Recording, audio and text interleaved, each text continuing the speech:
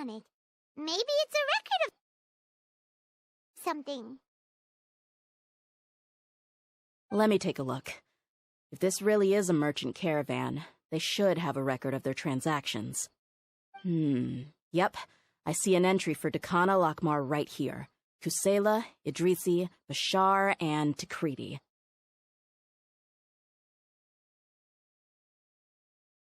All familiar names. Dakana Lakmar has been trading for a hefty supply of food, weapons, and medicine. It seems that in the past, they used to receive some canned knowledge as well. This caravan is just one link in their logistics chain. Once in the rainforest, the caravan will exchange the looted goods for Mora, and the funds will then be passed to a specific person. That person will then pack the caravan full of necessary goods, which will then be brought right back to Dakana Lakmar. Wait, why is there no Mora value recorded for the final transaction? No value? Yeah. Every transaction before the last one was marked with an exact amount of Mora, but the final one, where they paid for everything to be brought back to the desert, was simply marked as delivered. Perhaps. But they couldn't have known how much they would make off selling the loot. Do they not care about profit margins at all? Anyway, the next part's the records of the goods themselves. There are a lot of entries. Everything was probably sourced from the rainforest. Huh? What's wrong? Shahzaman Homayani? Homayani? You mean Dunyarzad's family? Could it just be another family with the same last name? I'd be surprised to find someone with the exact same first and last name. Shahzaman Homayani is Dunyarzad's father, and the head of the Homayani family. Just what the heck is going on here? I'm sorry, you're right. I'll consider what we found and not jump to conclusions just yet. But what this piece of paper confirms is that the Homayani family has been providing goods to Dakana Lakmar. What if the Homayanis have been kept in the dark and don't know they've been trading with Dakana Lakmar? That's a possibility, but if that was the case, why is this caravan specifically named Shahzaman as their person of contact? They could have just as easily bought goods such as food and medicine directly from Caravan Ribat or Port Ormos.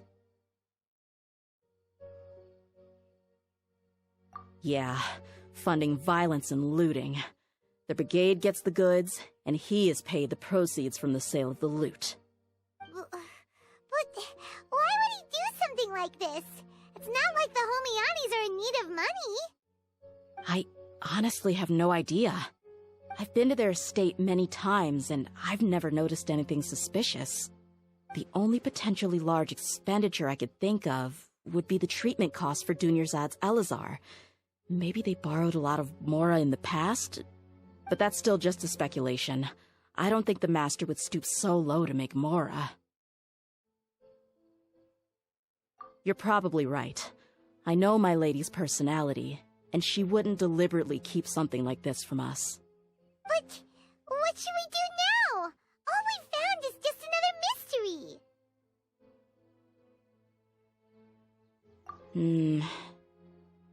If you ask me, we already have no choice but to confront her about this.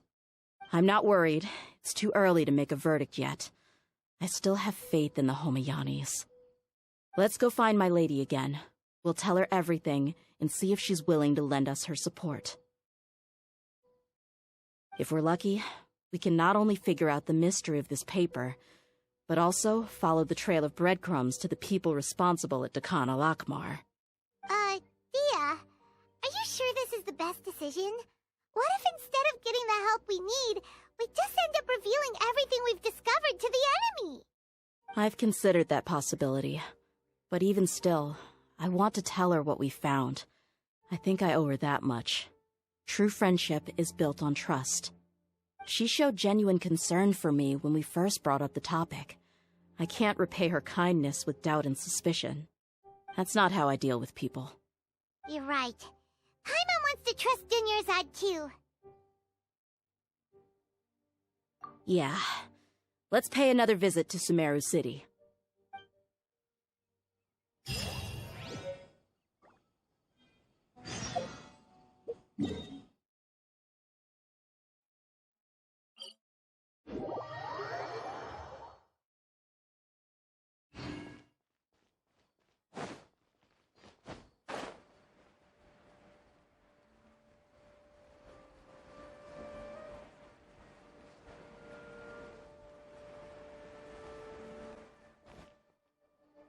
We're back, my lady. Oh, you're back a lot sooner than I expected. You mustn't have run into any trouble then. Well, how did it go? What did you come up with? Actually, we're still investigating. It's just that we've discovered something strange. I see. The clues you found have led you back here, in the city? Something like that. Yeah. You all look a little dispirited. Whatever you found must not have been very encouraging after all. Why don't you discuss it with me? Maybe I'll be able to say something to cheer you up? It's okay, my lady. It's not so much about me being upset with my father or anything like that. How should I put this? So something is wrong. Even the Traveler and Paimon have been uncharacteristically quiet.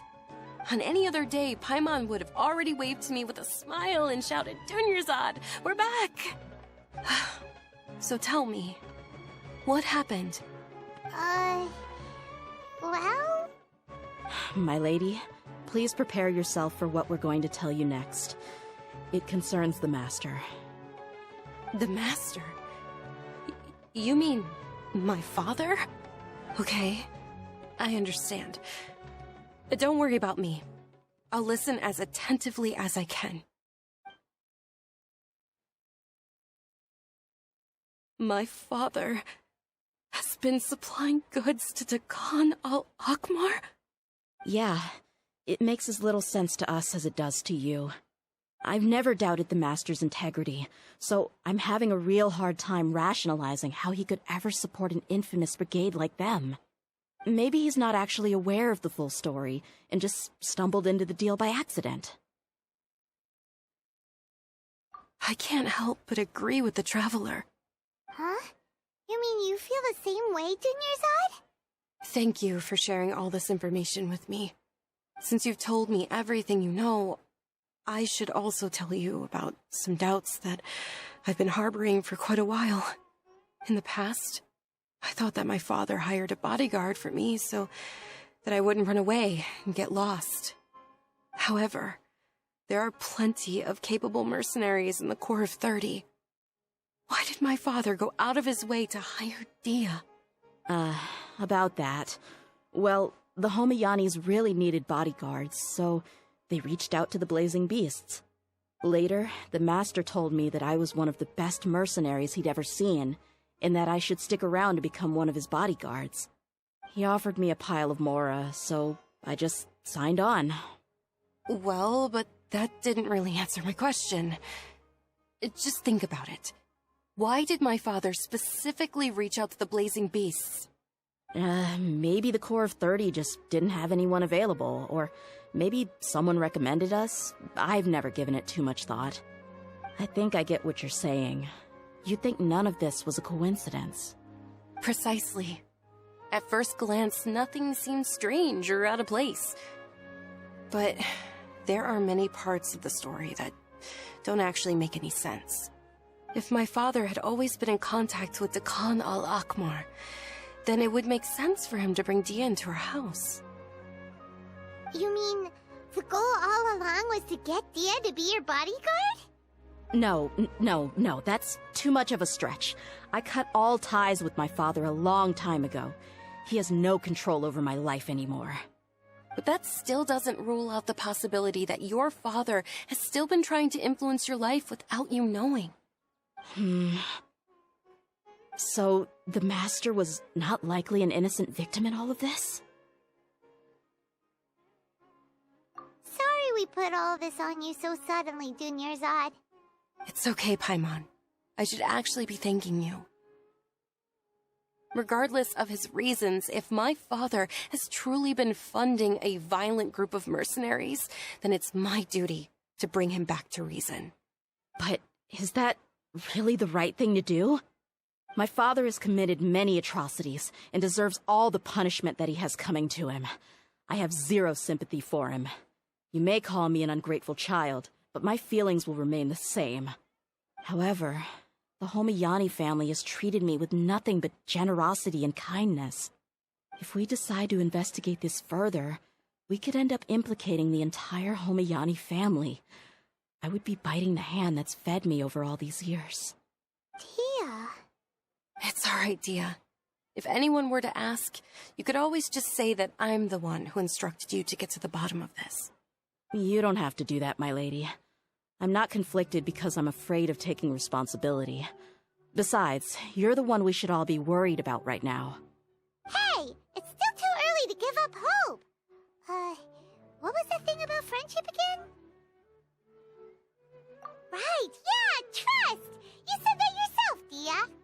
Besides, there's no point on getting all riled up before we've confirmed all the facts!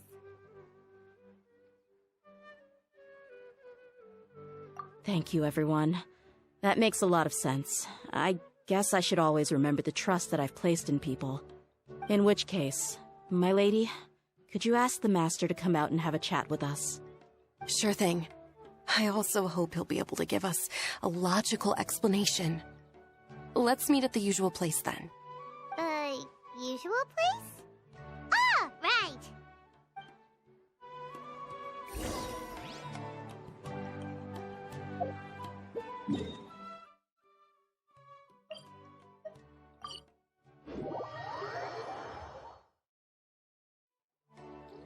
Thank you for coming, sir.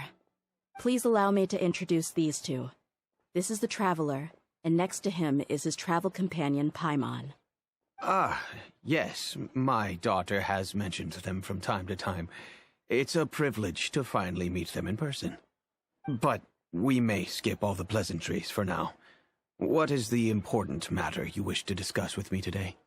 Well, we wanted to bring this transaction record to your attention. There's something on this record that we're all pretty curious about. So, that's what you found? Huh.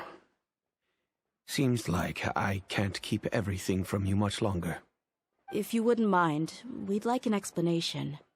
Well, it's a long and difficult story, and to be perfectly honest, I'm not sure if I'm doing the right thing. What I do know, though, Dehya, is that the truth will bring you no solace. If anything, it will likely cause you a great amount of anguish. Wait, me? Yes, I understand perfectly why you came to see me, and I am touched by your collective commitment to do the right thing. But knowledge always comes at a price, and sometimes, as they say, ignorance is bliss. Your father, Kusela, and I both believed that. Of course, you have the right to seek and learn the truth, but I must warn you. The facts of this matter may reduce everything you've built for yourself into sand, blowing in the wind. If you must proceed, then Kusela's heartfelt efforts will also fade into the wind like a fleeting mirage. His heartfelt efforts? I'm sorry, sir, but I'm not sure I follow. I've made it this far in life without a single drop of my father's support. I have my own ideals and ways of looking at the world, as well as people and causes that I've chosen to cherish and fight for. None of these things have anything to do with him. I came here today to support you as the head of the Homayani family. No warning will change my stance on that. I understand. Then let me tell you a little story. Our family once needed to take a trip to the desert when Dunyarzard was just a baby. Along the way, we were attacked by bandits. They had superior numbers and quickly overpowered our bodyguards. When all seemed lost, a group of passerby Eremites lent us their support. Those Eremites were Kusela's brigade, Dekan al-Ahmar. Kusela's men told me that the attackers were Eremite mercenaries, just like themselves, I was shocked. Why would Dehya al-Ahmar go so far to save us and not spare the fellow Eremites? Kusela was grinning and walked over to play with baby Dunyarzard. She was startled by his unfamiliar face and nearly started crying. Really? I never knew. He said that he had no particular reason to help us. He just took pity on us because he had a daughter about the same age. We started talking about our children, and I sensed that he was a devoted father. To repay his kindness, I hired his brigade to help out at our estate for a time, and offered everyone generous remuneration. So, that's what happened. It was many years before I saw him again. I almost didn't recognize him the next time he came knocking on my door. The man I knew to be strong and healthy had been reduced to a shell of himself. He couldn't even walk anymore without his cane. So, what happened to him? He was perfectly fine when I left the brigade. I'm not too sure myself. The only thing that didn't change was his cheery disposition. He said there was absolutely nothing to worry about and that he had gotten into a fight. That was all. He then suddenly asked me if Dunyarzard, now that she had grown, would need a bodyguard of her own. At the time, Dunyarzard was going through a particularly severe bout of her Elazar. There was no need for her to have a bodyguard when she could barely leave the house. But he kept coming back to the topic. Come on, it never hurts to be safe. How do you know a bodyguard won't come in handy one day? I was completely lost at first, until he recommended the Blazing Beasts, and in particular, a mercenary named Dehya. So he was the one who recommended Dehya to you. Indeed. He didn't say it out loud, but it was clear that he saw Deshret's relics as an evil group who would eventually corrupt every member in their ranks. He was already beyond redemption, but he hoped that he would be able to detach his daughter from the vicious world of mercenary life. If Dehya could stay in my house and keep working as a bodyguard, then gradually her affinity for the desert would decrease, and she'd be able to leave her previous life behind. And that's why you offered her such generous compensation? Yes, but not just because of that. From the moment that he asked me for that favor, I also began to see Dehya as my own daughter. And that's also why I tried to persuade you to stay when you asked for permission to leave. I was willing to spend however much it took. Kusela saved my daughter and I all those years ago in the desert. I could never refuse him entrusting his daughter to me. He was always like that, acting like he's oh so smart and self-righteous. Kusela said that he'd reimburse me for a portion of Dehya's fees. I refused to take any more from him, but he'd always send me funds anyway. Eventually, I just accepted them as a token of his gratitude. And that went on for a while until I received another letter from him a few years ago. The letter contained a request to help him buy food, weapons, medicine, and even explosive materials. Wait! Isn't that around the time that Dehya al-Ahmar started becoming more aggressive? That's right. When I started to hear some nasty rumors, I became wary. I wanted to meet him face to face to discuss things. But by then, he was no longer receptive to my requests to talk. If I had to guess, it's probably because he doesn't want to put Dehya at risk.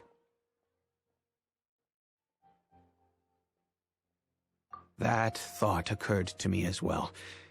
I figured that he probably came to me for help because he had nobody else to turn to. After some deliberation, I decided to send him some food and medicine. I turned down all his requests for explosives and weaponry. I am aware that even such a reduced gesture of support could lead to others coming to harm, but I could not simply reject his plea for help. In the end, it probably was the wrong decision. I plugged my ears to the rumors and just chose a solution that made me feel least guilty about myself. If you can, please tell me where he is now. None of the things he's doing right now make any sense if he's just trying to keep me from getting tangled up in his world. If all he wants to do is steer clear of me, then maybe he shouldn't have brought me into this world in the first place. Oh no. Dehya, please don't feel that way. I'm just angry because I can't wrap my head around any of his actions.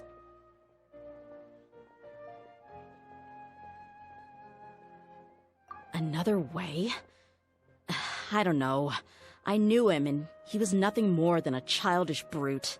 I can't understand what's going through his head. But I guess you do have a point. We haven't uncovered the whole truth yet.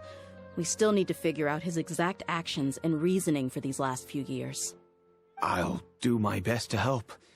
Of course, anything between the two of you would need to be resolved between you and him alone.